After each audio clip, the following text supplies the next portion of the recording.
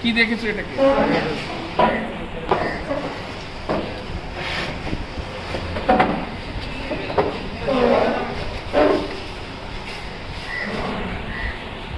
আসো সবাই আসো।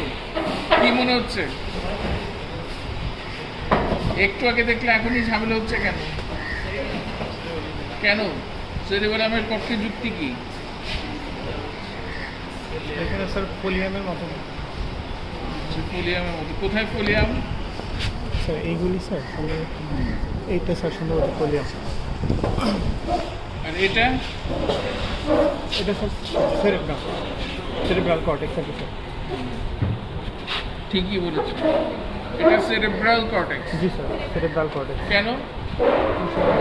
তা তো এরকম হোমোজেনাস গ্র্যানুলার সেল থাকে, গ্র্যানুলার সেল থাকে প্রচুর। এখন প্রথম কথা হচ্ছে কিভাবে আমরা চিনতে পারবো যে আমরা প্রথমেই আমরা চিন্তা করবো এখানে কোনো কি আছে কি না, লুমেন আছে কি না। আমরা সবসময় এইভাবে চিন্তা করব যে কোনো লুমেন আছে কি নাই। লুমেন থাকলে সেটা কি হবে, মানে কোনো না কোনো গ্ল্যান্ড, সরি কি মানে কোনো না কোনো ট্র্যাক্ট। লুমেন থাকলে if there is a lumen then it must be a tract, তাই না? সেটা হতে পারে জিআই ট্র্যাক্ট, সেটা হতে পারে রেসপিরেটরি ট্র্যাক্ট, সেটা ডাইজেস্টিভ মানে তারপরে হতে পারে এই ব্লাড ভেসেল, অথবা হতে পারে কি লিম্ফ্যাটিক ভেসেল, অথবা জেনিটিভ ইউরিনারি ট্র্যাক্ট। কথাটা এইভাবে চিন্তা করবো, যখন লুমেন আছে or part of A lumen তখনই আমরা চিন্তা করব সেটা হচ্ছে কোনো একটা ট্র্যাক্ট। তারপর নেক্সট আমরা চিন্তা করবো যেভাবে আমাদেরকে চিন্তা করতে হবে, ডাক্তারি আমরা এইভাবেই করবো। এই যে এত হাজার হাজার রোগ, ডাক্তাররা কীভাবে ডায়াগনোসিসে পৌঁছায় এইভাবেই এক্সক্লুশন মেথডে। এইটা আছে সুতরাং এই জিনিস কোনো কোনো সময়, আর কোনো কোনো সময় এটা নাই সুতরাং এটা এই জিনিস না, এরকম করে করে আমরা ডায়াগনোসিসে পৌঁছাই, তাই তো? তাহলে আমরা প্রথমে চিনলাম যে এখানে কোনো লুমেন নাই। দেখো চিন্তা করে আমাদের কীভাবে আমরা আগাচ্ছি। এটাকে আমরা স্লাইডটাকে সরাই, কোথাও কোনো লুমেন দেখতে পাচ্ছি? হ্যাঁ, নাই। এটা একটা সলিড অর্গান। তাহলে সলিড অর্গান হলে কি কি হতে পারে? কোনো একটা অর্গানের পার্ট হতে পারে যেটা সলিড, যেমন ধরো হতে পারে ব্রেইন, যেমন হতে পারে থাইমাস মানে লিম্ফ্যাটিক সিস্টেমের পার্ট, কার্ডিয়াক মাসল। এইভাবে আমাদের চিন্তাটা করতে হবে এইভাবে প্রথমে। আচ্ছা নেক্সট, এখন যদি লুমেন হতো তাহলে আমরা কীভাবে চিন্তা করবো? এটা কথা বাদ দাও। লুমেন হলে আমরা চিন্তা করবো কি, আমরা চারটা লেয়ার আছে কিনা ডায়াগনোস করা, এস্টাবলিশ করার চেষ্টা করবো। If we can be able তাহলে আমরা চিন্তা করবো এটা হচ্ছে ডাইজেস্টিভ সিস্টেম। যদি তিনটা লেয়ার আমরা আইডেন্টিফাই করতে পারি, ব্লাড ভেসেল হতে পারে, অথবা হতে পারে জেনিটাল সিস্টেম। জেনিটাল সিস্টেমের সাথে ডাইজেস্টিভ সিস্টেমের পার্থক্য কী হবে? Muscle layer. মাসল লেয়ার কীরকম হবে? হ্যাঁ, আউটার লংজিটিউডাল, ইনার সার্কুলার হচ্ছে কার বৈশিষ্ট্য? গ্যাস্ট্রিক। আর ওদের বৈশিষ্ট্য কি? Outer circular, inner longitudinal. তারপরে তিন লেয়ার সাবমিউকোসা অ্যাবসেন্ট থাকে। এই যে এইভাবে ধাপে ধাপে আমরা কিন্তু ডায়াগনোসিসের দিকে চলে আসি, আমাদের আইডেন্টিফিকেশনের দিকে চলে আসি। তাহলে as it is a solid organ, তাহলে এটা কোনো গ্ল্যান্ড হতে পারে, অথবা নার্ভাস সিস্টেমের ব্রেইন হতে পারে, স্পাইনাল কর্ড এগুলো হতে পারে, অথবা এটা কোনো একটা অর্গান জাস্ট লাইক যে ধরো ডাইজেস্টিভ সিস্টেম এর যে অর্গানগুলো আছে সেগুলো গ্ল্যান্ডস, এর মধ্যে প্যানক্রিয়াস আছে, লিভার আছে, প্যারোটিড গ্ল্যান্ডস আছে, অথবা এন্ডোক্রাইন গ্ল্যান্ডস, অথবা দেখো হেমোলিম্ফেটিক সিস্টেম। এর বাইরে কিন্তু আর নাই। তোমরা যেরকম চিন্তা করছো আল্লাহ রে এতগুলোর মধ্যে থেকে কীভাবে আমরা আইডেন্টিফাই করবো, ওরকম কিন্তু ব্যাপারটা না। তাহলে এখন আমরা দুইটা জিনিসকে দেখতে পারি, এরকম প্রচুর সেল। হ্যাঁ, যদি আমরা 6টা লেয়ার এখানে আমরা আইডেন্টিফাই করতে পারছি না, কিন্তু এত হিউজলি পপুলেটেড সেল, বড় বড়গুলো সেল না এগুলো। হ্যাঁ, এই যে এগুলো কোনো সেল না, এগুলো ব্লাড ভেসেল, ছোটো ছোটো মাইনিউট ব্লাড ভেসেল। আর বড় সেল যেগুলো সেগুলো তো হচ্ছে গিয়ে আমরা যেগুলো দেখতে চাচ্ছি সেরকমভাবে আমরা কিন্তু পাবো না। যে তুমি বলতে চাচ্ছি 6টা layer, outer granular, inner granular, এরকম করে কিন্তু আমরা পাই না। এত আরো হাই ম্যাগনিফিকেশন লাগবে। হ্যাঁ, এখন আসো যে এইটার মধ্যে আমরা কোনো লিম্ফেটিক নোডিউল পাচ্ছি না, সেজন্য দিকে চলে আসে। কারণ এছাড়া আর কোথাও এত সেল থাকবে না, এবং সেরিব্রাল কর্টেক্স ছাড়া এত হিউজ অ্যামাউন্ট অফ সেলও কোথাও থাকবে না।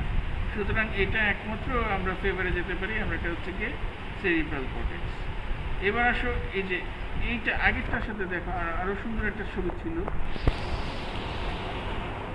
এটা কি? এটা সেরিবেলাম। এটাও সেরিবেলাম। এটাও সেরিবেলাম। তারপরে আরেকটা দেখেছিলাম আমরা, এই যে এইটা, এটা খুবই সুন্দর।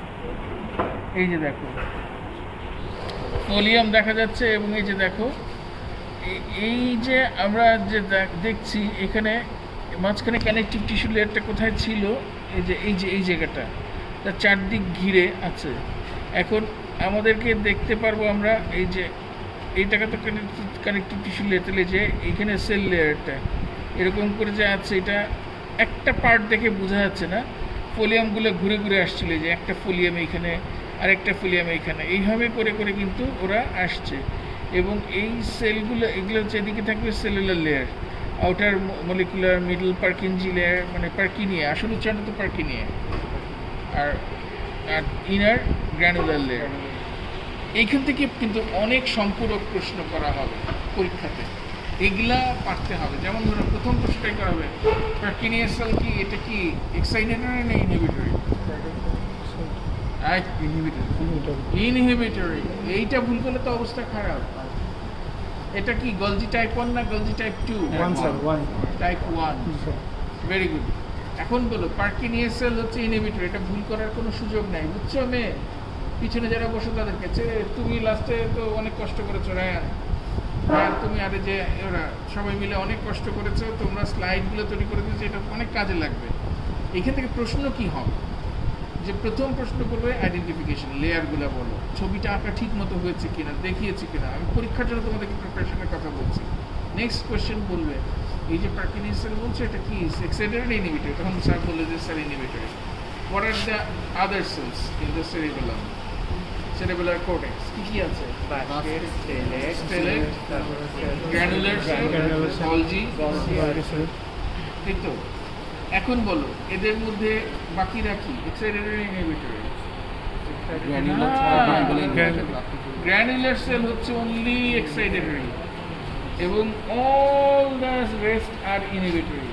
এবং সেরিবেলাম হচ্ছে অনলি সাইট যেখানে এত huge amount of inhibitory cell আছে, আর কোথাও এত ইনহিবিটরি সেল নাই। কোনো ব্রেইনের আর কোথাও এত ইনহিবিটরি সেল একসাথে নেই, বুঝতে পারছো না? সবই হচ্ছে ইনহিবিটরি, একমাত্র এক্সাইটেটরি হচ্ছে গ্র্যানুলার সেল, এটা মনে রেখো। এরপরে সার্কিটরি তোমাকে আর ধরবে না, এইটুকু বলতে পারলে তোমার ভাইভা হিস্টোলজি কাভার হয়ে যাবে। তাছাড়া ধরবে যে হোয়াইট ম্যাটার কি, এখানে হোয়াইট ম্যাটারটা কি দিয়ে তৈরি হয়েছে? Climbing fibre. আর কি? আর এই যে পার্কিনিয়া সেলগুলার এক্সনগুলো, এটাও কিন্তু বলতে হবে, এটা মিস করে যায়। আমরা খালি মসি আর ক্লাইম্বিং নিয়ে আমরা পড়ে থাকি, কারণ এই দুটো নাম আছে, নেম স্ট্রাকচার। মেয়েরা বুঝতে পারছো, নেম স্ট্রাকচার নিয়ে আমরা খুব অস্থির হয়ে যাই। কিন্তু আননেমড হিরোজ অনেক আছে, আনসাং হিরোজ অনেক আছে। তারা হচ্ছে এই যে পার্কিনিয়া সেলের তো সেল বডিটা থাকছে হচ্ছে সেকেন্ড লেয়ারে। আচ্ছা, এটা কি ইউনিসেলুলার নাকি মাল্টিসেলুলার লেয়ার, মাল্টি লেয়ার নাকি? পার্কিনিয়া সেল কি একাধিক লেয়ার থাকে নাকি একটা লেয়ার থাকে? একটা লেয়ার থাকে। এগুলা সব জানতে হবে। তোমরা ভেবো না যে শুধু ওইটুকু বলেই, খালি আইডেন্টিফিকেশন বললে ছবিটা আঁকলেই পাস হয়ে যাবে। দেখেছো কথাগুলো কী আসলো? ওইখানে সেরিব্রাল কর্টেক্সের প্রশ্নগুলো তো আগেই বলেছি, যে না আর এখন রিপিট করলাম না। তাহলে আমরা যে বলতে চাচ্ছি, স্লাইড করার ধরনটা তোমাদেরকে আমি ধরিয়ে দিই। লাকি স্লাইড ভালো করলে টিচারদের ইমপ্রেশনও অনেক ভালো হয়। তো আমি একটা ছোট্ট ঘটনা বলি, সত্যি ঘটনা। আমি তখন শহীদ সোহরাওয়ার্দীতে লেকচারার হিসেবে জয়েন করেছি, লেকচারার একদম 2006 সালের ঘটনা বলছি, 6-7-এর ঘটনা না, ওরা তো 6 ঢুকলো, এই 8-এর দিকে পরীক্ষা দিল। তো ছেলেটা খুব ভালো, বোর্ড ফাটিয়ে ফেলেছে, এমন ভাইবা দিয়েছে বোর্ডে যে এক্সটার্নাল স্যার আসছিল, নাম করা স্যার, খুব সম্ভবত শাহ আলম তালুকদার স্যার। শাহ আলম তালুকদার স্যার কিন্তু মারা গেছেন, খুব বড় প্রিন্সিপালও ছিলেন বিক্রমপুর মেডিকেল কলেজে, অনেক সিনিয়র টিচার। উনি এসে শাহনাজ ম্যাডামকে বলছেন যে খুবই ভালো ছেলে, ভালো প্রোডাক্ট শাহনাজ, আমি খুশি হয়েছি। তার মানে অনার্স মার্কস দেওয়ার জন্য উনি প্রস্তুত, মানসিকভাবে প্রস্তুত। তো যখন ওই লাকি স্লাইড আসলো তখন স্যার সবারটা বাদ দিয়ে বলে আমি ওর লাকি স্লাইড নিই, বলে আমি ওরটা নিব বলে উঠে এখান থেকে দৌড় দিয়ে মানে বেশ স্পিডে গেলেন। আবার একই স্পিড বলেছিলাম ঘটনাটা, জি স্যার বলছিলেন একবার যে একই স্পিডে ফেরত আসছে, এসে খাতাটা দিচ্ছে। ম্যাডাম বললেন যে যদি তুমি ভালো স্টুডেন্ট আগের থেকে পরিচিত না থাকতে তোমাকে আমি ফেল করতে পারি। কী এঁকেছো তুমি, কোন লেভেলের ছবি এঁকেছো, এটা একটা ছবি হলো। যদি নাম আমার কাছে তোমার বুকে নাম না থাকতো তোমাকে আমি ফেলই করতাম। তারপর স্যারকে বলে স্যার দিয়ে দেন একটা নাম, কিসের অনার্স কিসের কী, শুধুমাত্র ওই লাকি স্লাইডের ছবির জন্য সাইন করে তার নাম্বার 70% চলে আসলো। 70% চলে এসে দেখো আসে অনার্স করে। এই হচ্ছে কি ঘটনা। তোমরা মনে করো যে ওইটা আর কি 5 নাম্বার, ওইটা দিয়ে কী হবে, দূর একটা আঁকলেই হলো না, আঁকলে হলো না। আর যদি স্লাইড মিস করো, টিএমসিতে কিন্তু কেউ মিস করে না। আমি 10 বছরে 11 বছরে কাউকে দেখি না এই মিস করতে 2টা স্লাইড। একটা কেউ করে, কিন্তু মোস্ট মানে 99% স্টুডেন্টই 2টাই ঠিক মতো আইডেন্টিফাই করতে পারে। এটা ডিএমসির ছেলেদের বৈশিষ্ট্য, ছেলেদের বলতে আমি ছেলেমেয়েদের স্টুডেন্টদের বৈশিষ্ট্য বলছি, ওরা মিস করে না। কিন্তু বাইরে আমি এমন অনেক কিছু 2টাই মিস করেছে, তারা কিন্তু পাস করতে পারবে না। কারণ 30 নাম্বার যখন ছুটে যাবে তখন কোথা থেকে পাস করবে। হ্যাঁ, এই যে একটু খেয়াল রেখো যে আইডেন্টিফিকেশনটা ইম্পর্ট্যান্ট, আর এগুলো ভবিষ্যতের জন্য খুব ইম্পর্ট্যান্ট। কারণ তোমার প্যাথোলজি তুমি কিচ্ছু বুঝবে না। দেখো আমরা যেটা বলছিলাম যে স্লাইডগুলো তোমরা এই যে এইভাবে পড়াটা হচ্ছে নিয়ম। স্লাইড পড়বে, এর সাথে রিলেটেড প্রশ্নগুলো সঙ্গে সঙ্গে পড়ে ফেলবে, এটা রেখে দিও না যে ভাইভাতে কী ধরতে পারে লাকি স্লাইডে, তাহলে না তখন পরীক্ষার আগে লোড লাগবে না। আর না হলে এটা ইটস হিউজ লোড। স্টুডেন্টরা খারাপ করে কেন হিস্টোলজিতে, হার্ড পার্টে খারাপ করে কেন, করে একটাই, একসাথে সব স্লাইড শিখতে চায়, একসাথে সবগুলো স্লাইডের বর্ণনা করতে চায়, তখনই একটার সাথে একটা প্যাচ খেয়ে যায়। তুমি যদি একটা একটা করে পড়ে সেট করে ফেলো মাথার মধ্যে যে এইটা আসলে আমি এই জিনিসটা আঁকবো, এইভাবে আঁকবো এবং এই প্রশ্নের উত্তর আমার রেডি, তাহলে কিন্তু তোমার আর ভয় লাগে না পরীক্ষার হলে। তা না হলে এই এত স্লাইড, এটার প্রেশারেই মাথাটা খারাপ হয়ে যায়। এত বোনস, সব বোনস একসাথে, এতদিন যা পড়েছো সব বোনস একসাথে, দেখলেই তো ভয় লাগে। পুরো টেবিল ভর্তি বোনস, তাই না? এটা কিন্তু একটা হিউজ মেন্টাল প্রেশার। আগে দিয়ে গেছে থোরাক্স, সুপার এক্সট্রিমিটি, ইনফ্লেক্সিবল ভাগ করে বা 2টা বড় জোর একসাথে, কিন্তু 6টা কার্ডের বোনস তো একসাথে দাম নাই। এটাই হচ্ছে কি মেন্টাল প্রেশার, যে কোনটা রেখে কোনটা কী। আসলে কিন্তু ভয় নাই, কেন বলো তো? স্যাররা কিন্তু কখনোই জাম্প করেন না। আমরা তো পরীক্ষা নিয়ে সেই যে এইবারও গেলাম বরিশালের পটুয়াখালীতে নিয়ে আসলাম পরীক্ষা 7 দিন থেকে, যদিও সাপ্লিমেন্টারি আমরা কনসিডার করি, কিন্তু ওই কনসিডারেশন তো তোমার তো মিনিমাম বেস থাকতে হবে। আমরা কিন্তু একদিক থেকে শুরু করি, টেবিলটা সাজানোই থাকে। এটা হচ্ছে হেড নেকের বোনস, এটা হচ্ছে কি আপার লিম, এটা লোয়ার লিমের বোনস, এটা হচ্ছে ট্রাঙ্কের বোনস। হ্যাঁ, এই যে ভাগ করা থাকে, একটা একটা করে ট্রে কিন্তু আমরা শেষ করি। এটা হয়ে যাচ্ছে, তারপর এটা করে নেওয়া, এটা থেকে তুলাও, এটা থেকে 4টা থেকে 4টা তুলাই। এই যে দেখো, তাহলে ভয় পাওয়ার তো কিছু নাই। তুমি যখন থোরাক্স পরীক্ষা দিচ্ছ, তোমাকে নিশ্চয়ই আমি লোয়ার লিম থেকে প্রশ্ন করবো না, মানে সব গোছানো তো, বুঝতে পারছো?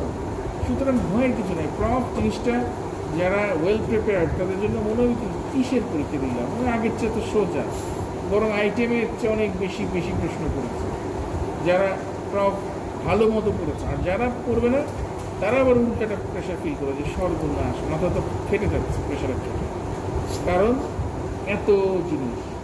কিন্তু ওইটাই যে বললাম, পাইল আপ করে একসাথে নিতে গেলে তো ওজন সামান্য জিনিসও অনেক হবে। তুমি একটা তুলার, এই তো দেখো না, তুলা অল্প হালকা জিনিস, কিন্তু অনেকগুলো নিলে কিন্তু ঠিকই মাথার মধ্যে চাপ পড়ে। 5 কেজি তুলার ওজন কি 5 কেজি লোহার চেয়ে বেশি না কম? একই, সেই ঘটনাটা। তুলাই তুমি নাও না কেন, একসাথে নিলে প্রেশার পড়বে। সেই জন্য বলছি এটাকে ডিসিমিনেট করে ফেলো, ওয়েটটা ডিসিমিনেট করে ফেলো। স্লাইডগুলো এই যে এখন ম্যাডাম তো খুব চেষ্টা করছেন তোমাদেরকে ক্লাস দেওয়ার জন্য, এই ফাঁকে করে ফেলো। নেক্সট ক্লাসে তোমাদেরকে প্রোডাক্টিভ হয়ে যাবে। তাহলে দেখো স্যার আরও আজকে এক্সট্রা ক্লাস হলে ভালো হয় 3 তারিখ বলো ম্যাডামকে বলো বলেছি ম্যাডামের কাছে আজকেই গিয়ে বলো তোমরা জি স্যার চলো এটা কি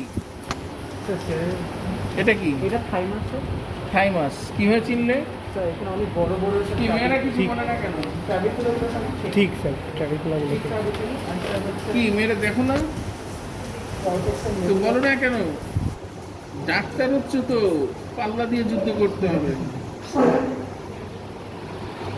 এই যে আকিবের রোগী তোমার ভাগিয়ে নিতে হবে তো কি তুমি নিবে না আকিবের রোগী ভাগিয়ে নিবে না জি স্যার ঠিক কথা বলেছেন না নিতে হবে তো নাহলে কেমন করে হবে এত ডাক্তার আসলে তা না আসলে হচ্ছে এটা কোঅপারেশন তুমি যত কোঅপারেট করবে তত তোমার ভালো হবে তুমি তোমার বন্ধুকে কোঅপারেট করলে তুমি তাড়াতাড়ি উঠতে পারবে এই দেখো এটা কেন থাইমাসের অনেকগুলো বৈশিষ্ট্য হচ্ছে তার মধ্যে একটা বৈশিষ্ট্য হচ্ছে এত ঠিক ট্রাবিকুলাম আর কোথাও থাকে না ক্যারেক্টারিস্টিক্যালি ঠিক ট্রাবিকুলাম যেমন ক্যারেক্টারিস্টিক্যালি ঠিক সাবমিউকোসা কোথায় থাকে মাস্কুলারিস মিউকোসি ক্যারেক্টারিস্টিক্যালি ঠিক না ক্যারেক্টারিস্টিক্যালি ঠিক মাস্কুলারিস মিউকোসি কোথায় থাকে অ্যাপেন্ডিক্স না এসোফেগাস এসোফেগাসের মাস্কুলারিস মিউকোসি এত ঠিক যে sometimes it gate mixed up with the muscularis external এত ঠিক থাকে কথাটা বুঝতে পেরেছো সাধারণত মাস্কুলারিস এক্সটার্নাল অনেক ঠিক থাকে সেই তুলনায় মাস্কুলারিস মিউকোসি অনেক থিন তাই না কিন্তু থাকে আর এসোফেগাসেরটা অনেক সময় এমন এমন জায়গায় কারণ এসোফেগাসে তো স্কেলেটাল মাসলা থাকে আপার ওয়ান থার্ডে কি থাকে স্কেলেটাল মিডল ওয়ান থার্ডে মানে কম্বিনেশন আর কি কম্বিনেশন আর লোয়ার ওয়ান থার্ডে শুধু স্মুথ থাকবে তাহলে ওখানে তুমি যদি ফোকাস করো অনেক সময় এত ঠিক থাকে মাস্কুলারিস মিউকোসি যে ওটা দেখলে মনে হয় যে ওর সর্বনাশ ওটাই তো একটা এই জন্য এই জিনিসগুলো জানতে হবে এগুলোই হচ্ছে হিস্টোলজির সিক্রেটস সাকসেস সিক্রেট যে এই একটা প্রশ্নই স্যার করবে তোমাকে তুমি কতটা ডেপথে পড়াশোনা করেছো দেখার জন্য স্যার কিন্তু অত প্রশ্ন করার দরকার নাই আরেকটা কথা আমি বলি না সবসময় হিস্টোলজি তোমার কতটুকু বিদ্যা এটা কিন্তু আমি তোমাকে জিজ্ঞেস না করেও বুঝতে পারবো তোমাকে আমি একটা প্রশ্ন না করেও আমি বুঝতে পারবো তোমার হিস্টোলজি কতটুকু জ্ঞান আছে তোমার ছবিটা দেখে ছবির মধ্যেই তোমার জ্ঞানের সম্পূর্ণ প্রকাশ থাকবে তুমি জানো কি না নিউক্লিয়াসটা কোথায় হবে মাসেলটা কীভাবে আঁকতে হয় সব কিন্তু তোমার ওই প্রমাণ থেকে যাচ্ছে তুমি যে বলি না আমি সবসময় স্টামাক আঁকলে পাঁচ আঁকলেও আমরা মাইন্ড করবো না আম আঁকলেও আমরা মাইন্ড করবো না বুঝতে পারলেই হলো এটা কার্ডিয়াক এন্ড এটা হলো প্যালোরিক এন্ড এটা বুঝতে পারলেই চলবে আর এটা লেসা ক্যাবেজ এটা গ্রেটার ক্যাবেজ এটা বুঝতে পারলেই চলবে তাই না কিন্তু হিস্টোলজিতে কিন্তু আমরা বুঝে নিব না আমরা কিছু হিস্টোলজিতে আমরা চাইবো নিখুঁতভাবে আঁকা হয় বুঝেছো জিনিসটা ঠিকঠাক মতো আঁকা হবে এই জন্য হিস্টোলজির নলেজ তুমি কতটুকু হিস্টোলজি জানো পড়েছো সেটা কিন্তু তোমার ছবি আঁকা দেখলেই আমরা ধরে ফেলতে পারি বিশেষ করে এমফিলে তো প্রতিটা জিনিস খুঁটিয়ে খুঁটিয়ে দেখা হয় এই যে আমাদের স্বামীরা ম্যাডাম ছিলেন এখানকার হেড ওনার নাম শুনেছো লেজেন্ডারি টিচার উনি যে আমার এইখানেই বসেছিল আমার জেজনাম করেছিল এই এক জেজনাম নিয়ে 45 মিনিটের মতো উনি খালি জেজনাম এবং জিআই ট্র্যাক নিয়ে প্রশ্ন করলেন কত যে প্রশ্ন একটা পর একটা করে যাচ্ছেন তো যাচ্ছেন শেষ নাই আমি তো এক পর্যায়ে অস্থির হয়ে গেলাম আমাদের দিস ইজ এমফিল এক্সাম তুমি তো এমনি এমনি ছাড়া পাবা না এই যে ব্যাপারটা যে তোমাদেরকে তো আমরা ওইটাও বলছি না কিন্তু তোমাদেরকে আমি যেটা বলছি যে মিনিমামটুকু জানতে হবে মিনিমামটুকু না জানলে হবে না কারণটা কি যে তোমরা যখনই যাবে কর্মক্ষেত্রে তখন এগুলোই তোমাকে ফেস করতে হবে যে এই দেখো এটা হচ্ছে ইনকমপ্লিটলি লোবুলেটেড সেপ্টাম তাহলে থাইমাসের কথাটা কি বলবে ইনকমপ্লিটলি লোবুলেটেড সেপ্টাম সেপারেটেড বাই ঠিক ট্রাবিকুলি এই যে কথাগুলো দেখো এক কথায় কমপ্লিট আর দ্বিতীয় কোনো কথা বলা নাই ইনকমপ্লিটলি লোবুলেটেড সেপ্টাম ইনকমপ্লিট কি বলবো ইনকমপ্লিট লোবুলেটেড আর দরকার নাই বাই ঠিক ট্রাবিকুলি তারপর হচ্ছে আউটার হচ্ছে যে সাইডে থাকে হচ্ছে দিয়ে আউটার হচ্ছে স্যার ভলটেক্সটা ডার্ক স্টেইন হচ্ছে ডার্ক স্টেইন আর ইনারটা হচ্ছে লাইট স্টেইন লাইট স্টেইন এবং এর মধ্যে কোথাও কোথাও আমরা পাবো কি So reticular fibers, reticular system, ও Hassel's corpuscle স্যার। হ্যাসেলস কর্পাসেল আমরা পাবো বা থাইমিক কর্পাসেল। তখনই জিজ্ঞেস করবে এই হ্যাসেলস কর্পাসেল জিনিসটা So কি, Hassel কি ডার্ক স্টেইন না স্যার? ডার্ক স্টেনিং, এবং এটা মানে না হ্যাসেলস কর্পাসেল ইটসেলফ লাইট স্টেনিং, কিন্তু এখানে সেগুলো একদম পরিষ্কার দেখা যায় এরকম গোল গোল করে। তো পরে বের চলে এসছে না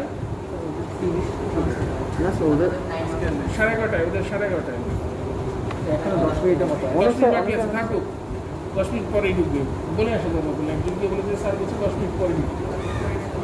হ্যাঁ ডান আচ্ছা হ্যাঁ। তাহলে এই যে জিনিসটা তখন এটা দেখবো কি, তখন জিজ্ঞেস করবে হোয়াট ইজ হ্যাসেলস কর্পাসেল এবং what is the significance of হ্যাসেলস corpuscle, এগুলোই পরীক্ষাতে জিজ্ঞেস করবে। হ্যাসেলস কর্পাসেল জিনিসটা কি? concentrically arranged lymphocytes. Concentrically arrange reticular sites, reticular সাইটসগুলো কনসেন্ট্রিকলি অ্যারেঞ্জড হয়ে হ্যাসেলস কর্পাসেল তৈরি করছে। এবং এগুলো কোথায় থাকে? সেন্টারে থাকে। এটার ইন্ডিকেশন কি? ইনক্রিজেস উইথ এজ, যত এজ তত। জন্য এটা যদি একটা ইয়াং থাইমাস হয় তাহলে কিন্তু you might not get any Hassall's corpuscle. এটাকে অ্যাবডর্মাল ভাবার কোনো কারণ নাই। So thymic degeneration এর জন্য স্যার Hassel's corpuscle হ্যাঁ হ্যাঁ, যত সময় যত ওইগুলো মরে এগুলা কনসেন্ট্রিকলি অ্যারেঞ্জ। fibrosis. তারপরে আসো Cerebral. একই জিনিস, এটাও তাই। Cerebral cortex. Thyroid.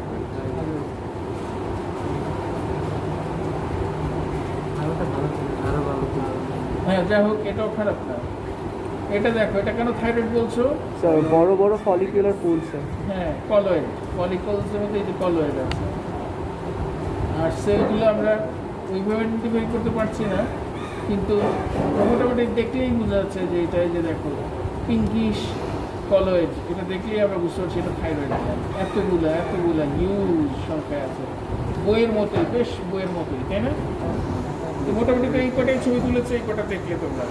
এরপর থেকে আমরা এটাই কাজ করছি, জি স্যার। সবাই ছবিগুলো তুলে দিয়ে দিলে কিন্তু চটচট করে একসাথে সবাই আমরা দেখে ফেলতে পারবো, জি স্যার। ভালো হবে। কিন্তু তোমরা এখন যে আইডিয়াটা পেলে আজকে, বুঝতে পারছো কীভাবে করতে হবে? জি স্যার। জি স্যার।